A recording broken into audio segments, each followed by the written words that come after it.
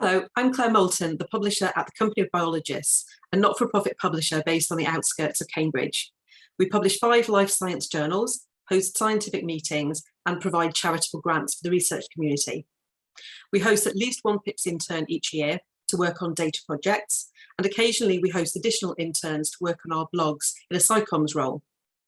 During the pandemic, we hosted our first fully remote internship, and it worked surprisingly well, but it was great to return to an in-person internship this year when Emily joined us from the University of Cambridge. Emily fitted in very quickly. It probably helps that so many of us working in publishing are ex-researchers ourselves, and she felt that she gained a much better understanding of work in a non-academic setting, especially with the internship being in person. The internship projects were all based around journal metrics, and each project comes with its own mentor to provide specific guidance.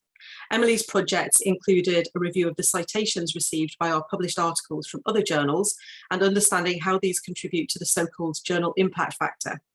She also reviewed the usage levels on our historical content, which dates all the way back to 1853. And knowing how many people are reading content from the archive led to our board of directors investing in improvements to the XML available on these historical articles to make it easier for researchers to find and use this treasure trove of content in the future. Our interns all have a good scientific background, which means they can better understand the subject areas in which we're publishing. They are used to handling data, of course, and can also use their analytical skills to consider what the data may or may not be telling us about our journals and what we're publishing. Emily did most of her work in Python and enjoyed improving her code to propose and refine approaches. She presented her results to the management team so that we could discuss her findings in a business context.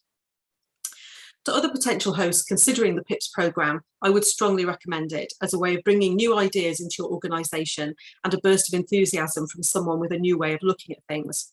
For us, it also refreshes our relationships with early career researchers as part of the community we serve.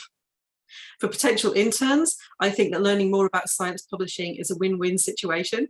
If you continue in research and maybe sending your work to journals like ours in future, it may be useful to understand more about how publishing works. And if on the other hand, you decide that research is not the right path for you, then perhaps science publishing could be an alternative career for you to consider. It was a pleasure to work with Emily, and we look forward to hosting many more PIPS interns in the year to come.